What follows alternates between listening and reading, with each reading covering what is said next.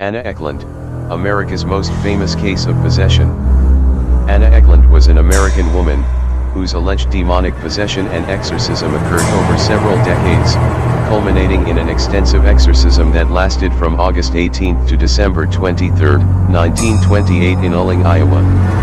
Ecklund was said to have exhibited symptoms akin to possession beginning at age 14, and was 46 years old during her final exorcism by Father Theophilus Riesinger, a German Roman Catholic priest.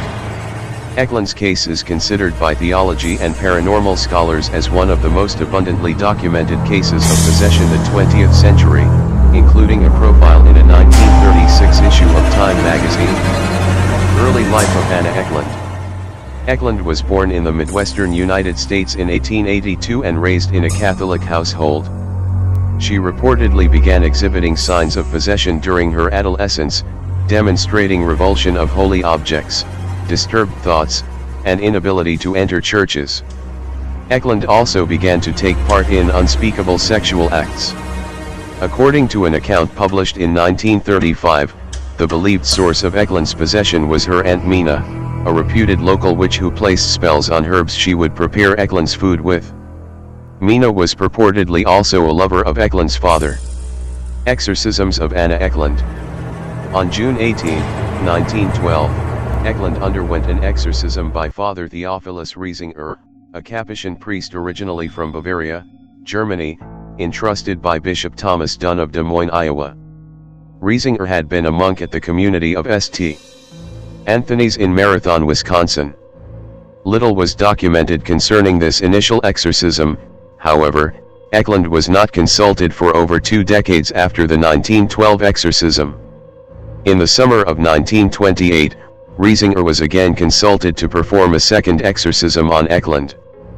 Father Joseph Steger of Ecklund, Iowa, a friend of Riesinger, suggested the exorcism be undertaken at a convent owned by the Franciscan sisters in Ecklund.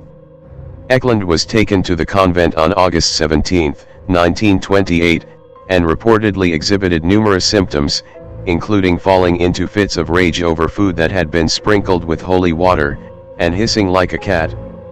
With the help of the Franciscan sisters of the convent, the exorcism began on August 18.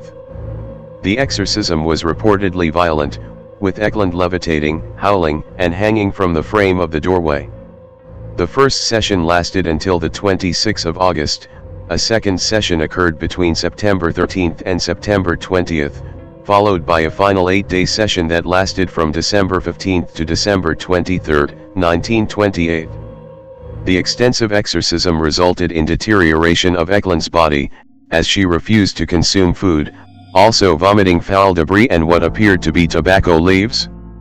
Her head, lips, and face reportedly swelled, and she also was able to speak in multiple languages unknown to her.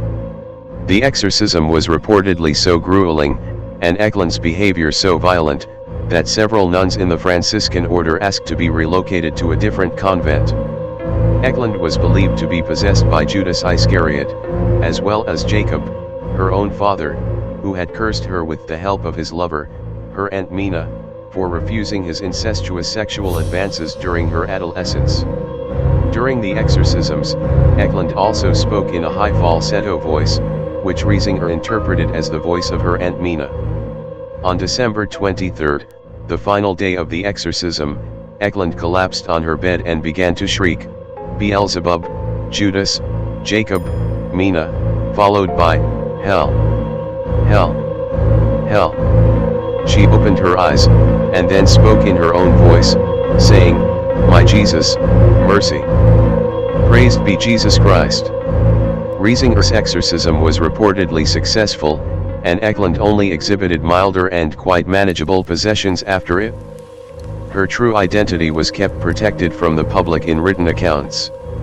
In 2016, a fictionalized British-produced film entitled The Exorcism of Anna Ecklund was released, documenting her possession and exorcism.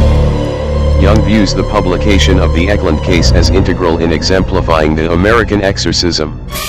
In February 1936, the 1928 exorcism was also profiled in Time magazine. This was the story of Anna Ecklund. Thank you for watching this video.